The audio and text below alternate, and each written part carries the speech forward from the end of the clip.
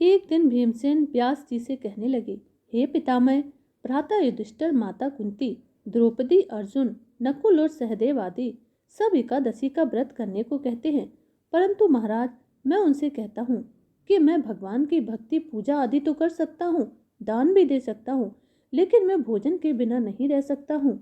इस पर व्यास जी कहने लगे कि हे भीमसेन, यदि तुम नरक को बुरा और स्वर्ग को अच्छा समझते हो तो प्रति मास की दोनों एकादशियों को अन्न मत खाया करो। भीमसेन कहने लगे कि हे पितामह, मैं तो पहले ही कह चुका हूँ कि मैं भूखा नहीं रह सकता हूँ और भूख को बर्दाश्त नहीं कर सकता हूँ। यदि वर्ष भर में कोई एक ही व्रत हो वह तो मैं रख सकता हूँ, क्योंकि मेरे पेट में ब्रिक नाम वाली अग्नि है, सो मैं भोजन किए बिना नहीं रह सकता।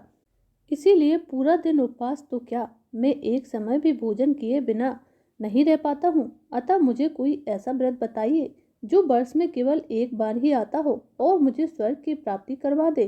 श्री व्यास जी कहने लगे कि हे पुत्र, बड़े बड़े ऋषियों ने बहुत शास्त्र आदि बनाए हैं जिनसे बिना धन के थोड़े परिश्रम से ही स्वर्ग की प्राप्ति हो सकती है। इसी प्रकार शास्त्रों में दोनों पक्षों की एकादशी का व्रत मुक्ति के लिए रखा जाता है। व्यास जी के वचन सुनकर भीमसेन नरक में जाने के नाम से भयभीत हो गए और कांप कर कहने लगे कि अब मैं क्या करूं? मास के 2 व्रत तो मैं नहीं कर सकता। हाँ, वर्ष में एक व्रत का प्रयत्न अवश्य कर सकता हूँ। अतः वर्ष में एक दिन व्रत करने से यदि मेरी मुक्ति हो जाती है तो कोई ऐसा व्रत बताइए। व्यास जी कहने लगे कि वृषभ और मिथुन की संक्रांति के बीच ज्येष्ठ मास के शुक्ल पक्ष की जो एकादशी आती है उसका नाम निर्जला एकादशी है। तुम उस एकादशी का व्रत करो। इस व्रत के करने से स्नान और आचमन के सिवा जल वर्जित है।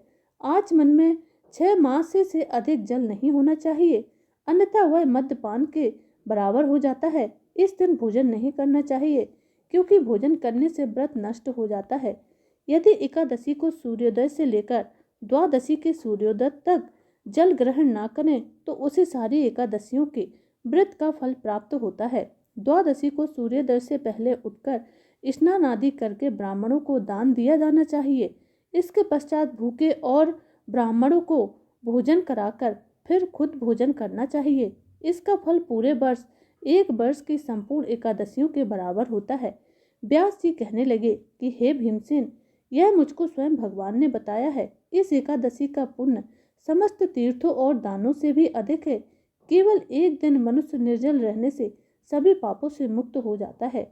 जो मनुष्य निर्जला एकादशी का व्रत करते हैं उनकी मृत्यु के समय यमदूत आकर नहीं घेरते, बल्कि भगवान के पार्षद आकर उसे पुष्पक विमान में बैठाकर स्वर्ग को ले जाते हैं। अतः संसार में सबसे श्रेष्ठ निर्जला एकादशी का व्रत है। इसीलिए यत्न के साथ इस व्रत को अवश्य करना चाहिए। उस दिन ओम नमो भगवते वासुदेवाय मंत्र का उच्चारण करना चाहिए और गोदान करना चाहिए। इस प्रकार व्यास जी की आज्ञा अनुसार भीमसेन ने इस व्रत को किया। इसीलिए इस एकादशी को भीमसेनी या पांडव एकादशी भी कहते हैं। निर्जल व्रत करने से पूर्व भगवान से प्रार्थना करें कि हे भगवान, आज मैं निर्जला व्रत कर रही हूँ, दूसरे दिन भोजन करूंगी। मैं इस व्रत को श्रद्धा पूर्वक करूंगी, अतः आपकी कृपा से मेरे सारे पाप नष्ट हो जाएं। इस दिन जल से भरा हुआ एक घड़ा वस्त्र से ढककर स्वर्ण सहित दान करना चाहिए। जो मनुष्य इस व्रत को करता है उसको करोड़ फल सोने के दान का मिलता है। जो मनुष्य इस व्रत को करते हैं उनको करोड़ फल सोने के दान का मिलता है, और जो इस दिन यज्ञ आदि करते हैं उसका फल तो वर्णन ही नहीं किया जा सकता। इस एकादशी के व्रत से मनुष्य विष्णु लोक को प्राप्त होता है।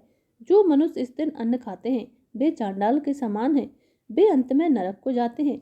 जिसने निर्जला एकादशी का व्रत किया है वह चाहे ब्रह्म हत्यारा ही क्यों न हो, मद्यपान करता हो, चोरी की हो या गुरु के साथ द्वेष किया हो, लेकिन इस व्रत के प्रभाव से वह सारे पापों से मुक्त हो जाता है और स्वर्ग को प्राप्त होता है। हे कुंती पुत्र भीमसेन, जो पुरुष या स्त्री श्रद्धा पूर्वक इस व्रत को करते हैं उन्हें निम्नलिखित कर्म करने चाहिए।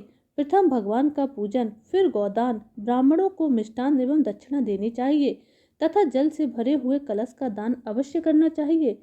निर्जला के दिन अन्न, वस्त्र, उपाहन आदि का दान भी करना चाहिए। जो मनुष्य भक्ति पूर्वक इस कथा को पढ़ते या सुनते हैं उन्हें निश्चय ही स्वर्ग की प्राप्ति होती है। तो बोलिए निर्जला एकादशी की जय।